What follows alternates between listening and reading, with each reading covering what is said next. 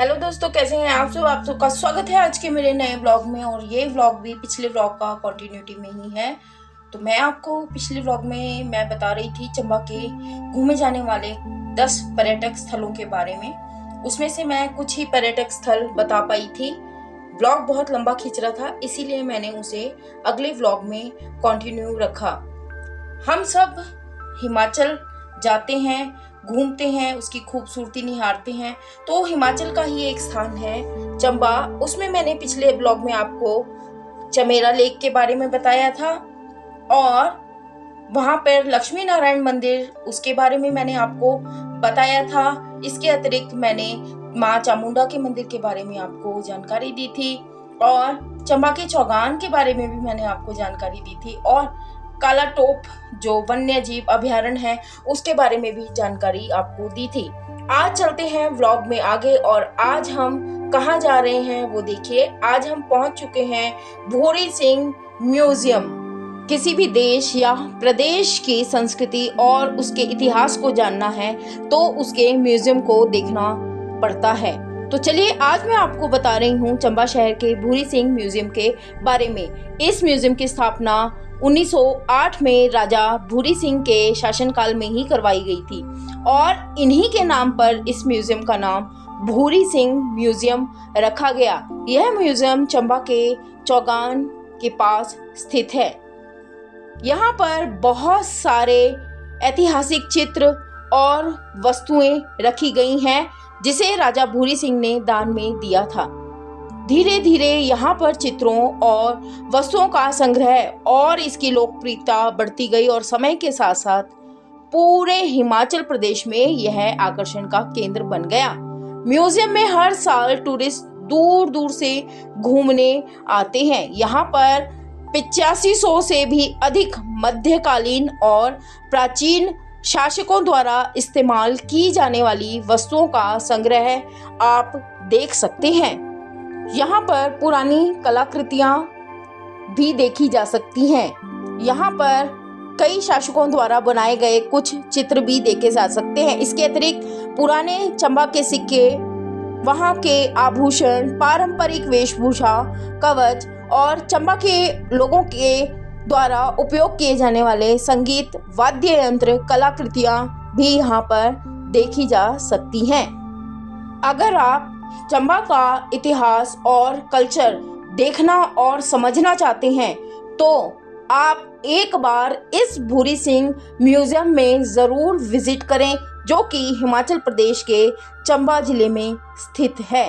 तो इसी के साथ हम आगे बढ़ते हैं अपने नेक्स्ट डेस्टिनेशन की तरफ। तो चलिए चलते हैं अब चंबा के रंग महल की तरफ, जिसकी स्थापना 18वीं शताब्दी में राजा उमेद सिंह जी ने की थी। यह रंग महल ब्रिटिश और मुगल वास्तुकला का एक आदर्श मिश्रण प्रस्तुत करता है। बहुत सुंदर डिजाइन की गई है इसकी दीवारें। ऐसा लगता है कि जैसे बड़ी बड़ी ऊंचे किले की दीवारें डिजाइन की गई हों और इसकी वास्तुकला में ब्रिटिश और मुगल शैलियों का अद्वितीय संयोजन देखने को मिलता है। उस समय के दौरान पश्चिमी भाग में स्मारक का उपयोग शाही खजाने के रूप में किया जाता था और स्मारक के दक्षिण भाग को बाद के वर्षों में यानी कि 1860 में राजा श्री सिंह जी द्वारा बनाया गया है। बाद में जब राज्य के हस्तशिल्प विभाग ने इसे अपने हाथों में लिया तो इस इमारत में बहुत सारे जो है बदलाव किए गए हैं। इसके अलावा कुछ ऐतिहासिक कलाकृतियां चंबा के भूरी सिंह संग्रहालय में भी रख दी गई हैं।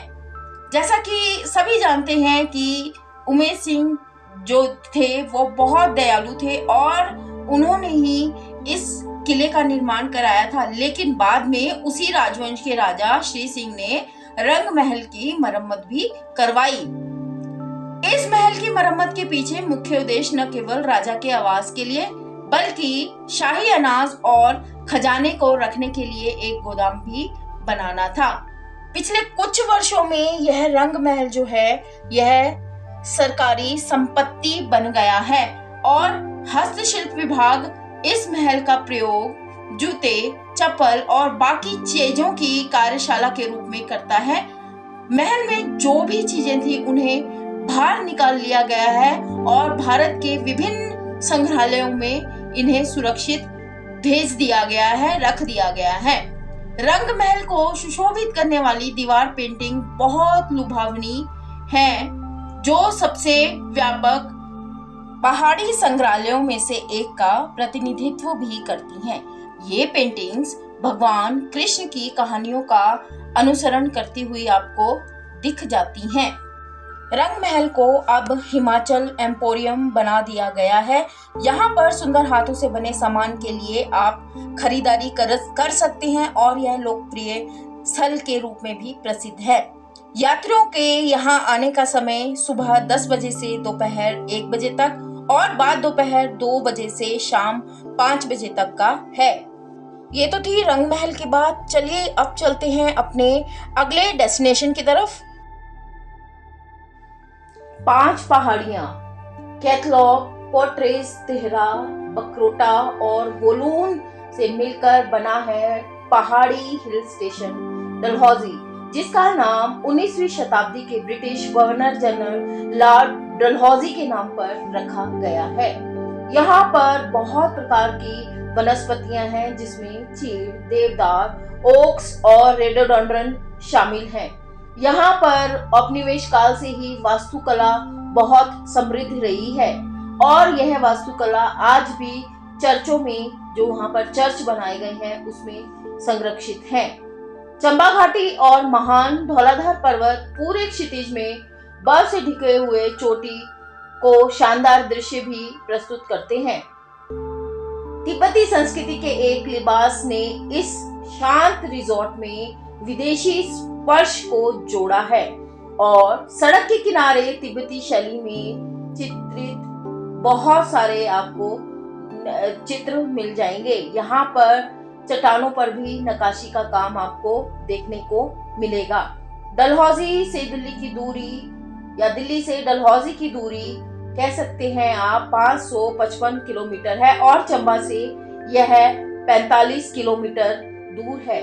यहाँ पर आप बाय रोड आ सकते हैं, बाय ट्रेन आ सकते हैं।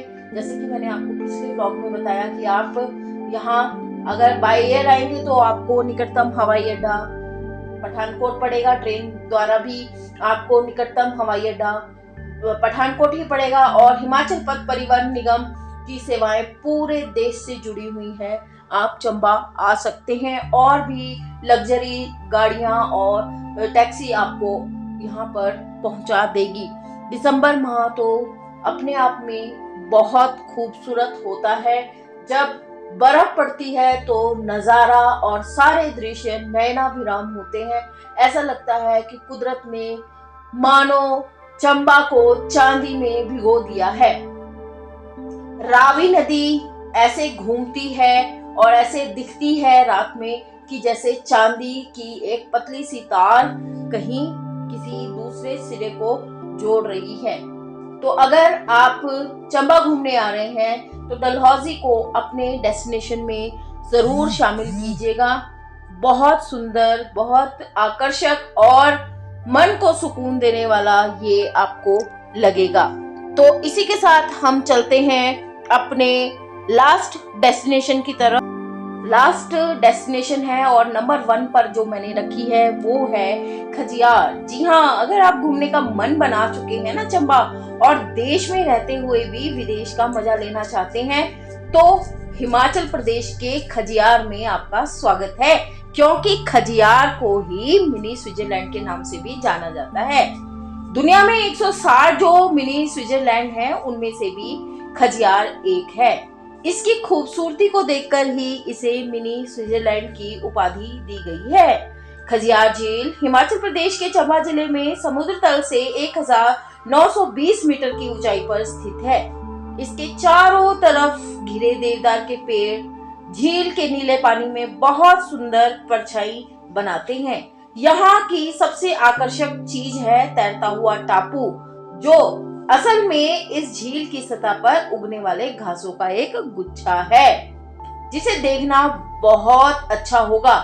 खजियार आने के बाद आपको ऐसा लगेगा कि आप वास्तव में मिनी स्विट्जरलैंड पहुंच गए हैं।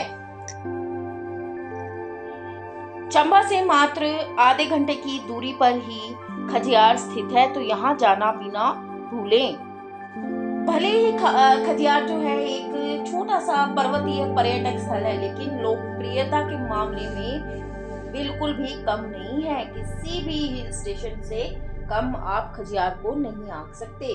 खजियार में आप जैसे ही प्रवेश करते हैं तो सबसे पहले आपको खजियार के प्रसिद्ध घास के मैदान दिखाई देंगे, और यह घास के मैदान आपको स्विट्जरलैंड की याद जरूर दिलाएगा। खजियार का प्रमुख आकर्षण है यही घास का मैदान। इसकी खूबसूरती का अनुभव करने के लिए लोग बहुत दूर दूर से यहाँ पर आते हैं। आप खजियार किसी भी महीने आए, हर महीने आपको एक शानदार अनुभव जरूर होगा। गर्मियां आती हैं तो यहाँ आपको बिल्कुल मौसम साफ दिखाई देगा, और बारिश के समय यहाँ पर आपको और ज्यादा हरियाली दिखाई देगी। सर्दियों में आते हैं तो और भी खूबसूरत बर्फ से ढका हुआ आपको खजियार देखने को मिलेगा।